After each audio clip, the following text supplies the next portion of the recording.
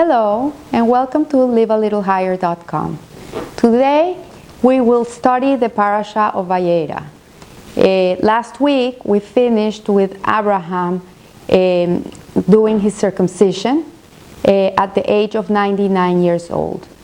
It's worthy to know that Abraham had a very good character trait, and that character trait that he had was that he had alacrity in everything he did. He never waited 1 second to do something after God asked him to do it. There is something to be said for getting things done quickly. An old Iraqi Jewish proverb says, "Haste is half of luck." A person who takes care of matters quickly, without delay, is already halfway down the road to success. So from this parasha we learn that successful people don't wait to do things. They're doers. They do what they have to do when it has to be done as soon as possible, and this is an incredible character trait. So this week we will learn a few things about Abraham and of how he served God and how he emulated Hashem's traits, and how we, normal human beings, should also try and strive to be like Abraham Avinu. When we learn the stories of these tzaddikim, it doesn't mean that Hashem is expecting us to be like them, but we have to know what is the expectations of us. And by learning of their life and of how they behaved, it helps us understand what Hashem wants from us. So let's begin with Abraham. He's sitting on a very hot day in the sun, under the sun, and he's sitting there. It's the third day after his Brit Milah. In the Torah we learn that the third day of any surgery is the most painful day, so this was the most painful day, and he was sitting outside, and the question is, what was he doing there? Shouldn't he be in bed? The truth is that for Abraham, it was very important to have guests in his home. He personified the trait of kindness, of hesed, and that was his personal way of being. He was born like that, and for him to go one day without having guests in his tent was like a torture. So he came out in the sun to look if there was somebody that was looking for a nice meal and a place to stay. And Hashem appeared to him and started having a conversation with him. And from here we learn the importance of Bikur Holim. Bikur Holim is the mitzvah of visiting the sick. And the first one that visited sick people was Hashem when he came and visited Abraham Avinu. So from here we learn that Bikur Holim is a mitzvah where we really, when we visit a sick person, we take 1/60th of their pain. Why? Because when you go and you visit, even if you sit there and you don't say anything, you are empathizing with that person. And by empathizing, you are really taking away some of the burden that that person is carrying in their shoulders, in their pain. I had the great opportunity to do Bikur Holim for many, many years in Aventura Hospital in Florida. And I remember going to the hospital, and every time I would go into a room with a smile, and I would bring challah bread and grape juice for Shabbat, and the people would say, "Thank you, you made my day." So really, Bikur Holim is an exceptional mitzvot. It really helps. It's an obligation for us to take care of each other. I remember many years ago we went into the hospital, and the floor we were visiting, there was a man there that had arrived the night before. He was not in the list, and one of the nurses told us that there was this man that arrived the night before. He was very sad, he was very depressed. He was not from Florida, he was from out of town, and since we spoke Spanish, we could speak with him. And that he had a heart attack, and he was very scared. So we go into the room, me and my 2 other friends, and we start speaking to him, and it happened to be that he was from Colombia, from Medellin, from where I was born. And and he's speaking to us, and he can't believe it, and he starts asking us, who's your mother, who's your father? I know your mother, he tells me. I went to school with her. And he got very happy. And when we left, he was really felt that he was not thrown into the hospital, and he was there all alone. That day I met with my parents, and I told my mom, look who I met in the hospital. It happens to be he went to school with you, he's here, he was on a business trip. Look what happened to him. And my mother said, I cannot believe it. When your grandfather was sick 40 years ago, her father, his father, the father of this man that was in the hospital, used to come to our home every day. My mother is the daughter of Holocaust survivors, and sadly nobody from their family was left, so it was really my grandmother, my grandfather, my mother and her two sisters. They had nobody.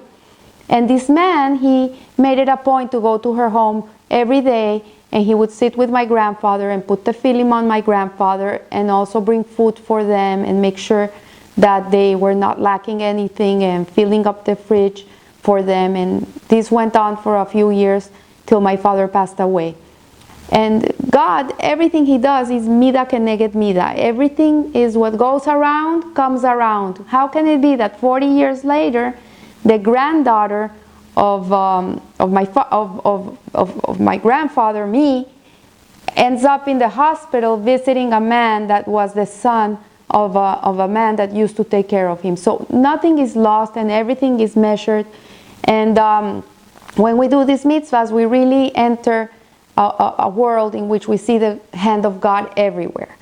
Then we see here another very big mitzvah, which is called Ochnasas Orehim, because Abraham is there with Hashem, he's speaking to him, and then suddenly he sees three men coming, and this was specially made for him. God brought down three angels that were disguised as men to come and visit visit Abraham and look for food and a place to stay.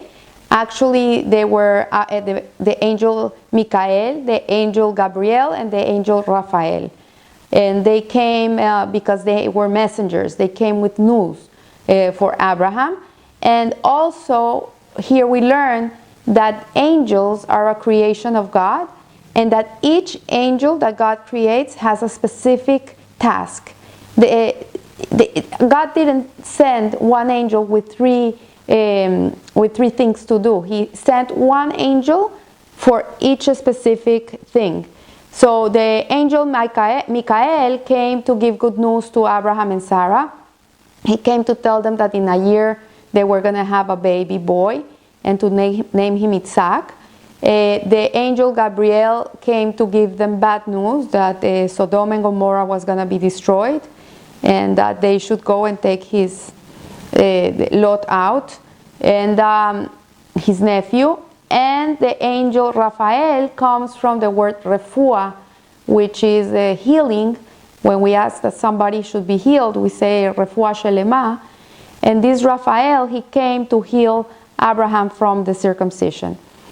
So we see here the alacrity of Abraham. When these angels come, he thinks they're obviously human beings, and he brings them into the tent. He leaves Hashem there. He just forgets and goes. And from here we learn also that when somebody needs help, and you're like in the middle of a prayer or something, and you see that someone's really needing help, it's more important to help a person that to be praying to God.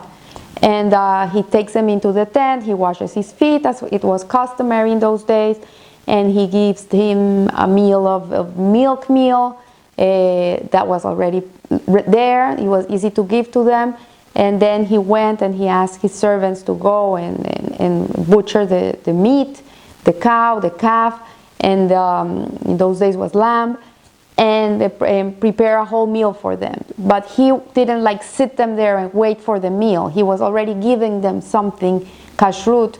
You can have milk 1 hour before eating meat. If you eat meat, you have to wait 6 hours before eating milk. But he gave them milk first, so they wouldn't be hungry. And he hosted them in his tent. Me personally, I come from a place that we were not used to having guests because there was nobody to host. And I didn't grow up with this midot, but when I became religious, I learned that this was something that is part of the Jewish world. It's something that is not uncommon, to open your home to people that have nowhere to stay. And it was a very hard thing for me to do. I had to really go against my nature to be able to open my home. I'm a very private person. And one of the stories I have of my hosting people is a very interesting story.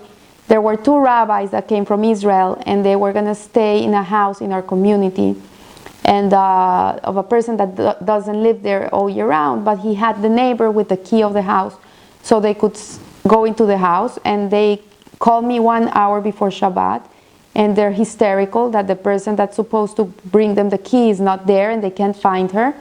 What should they do? So my husband went and picked them up, brought them to the house.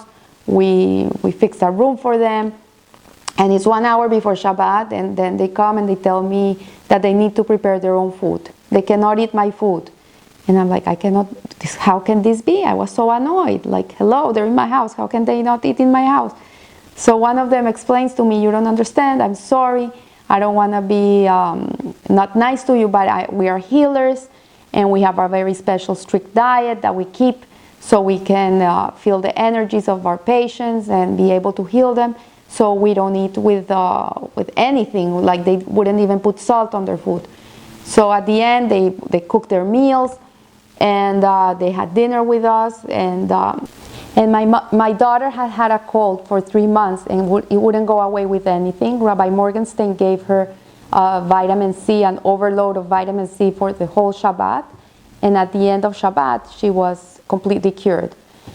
Also, at the end of the Shabbat, they came to me and they told me, you should really not eat wheat. Wheat is not good for you. And I said, why? He says, because you have a lot of inflammation in your body, you should not eat wheat. And I had been experiencing for a few years a lot of joint pain, had been going to many doctors, and nobody could find the reason for it. And at the end of Shabbat, I told my husband, you know what, I'm going to try it out. I'm going to take the wheat out of my diet and see what happens. And after a month, I was really pain-free. The important thing to note here is that when you open your home to someone else, you think you're giving hesed to those people. You think you're giving kindness to them.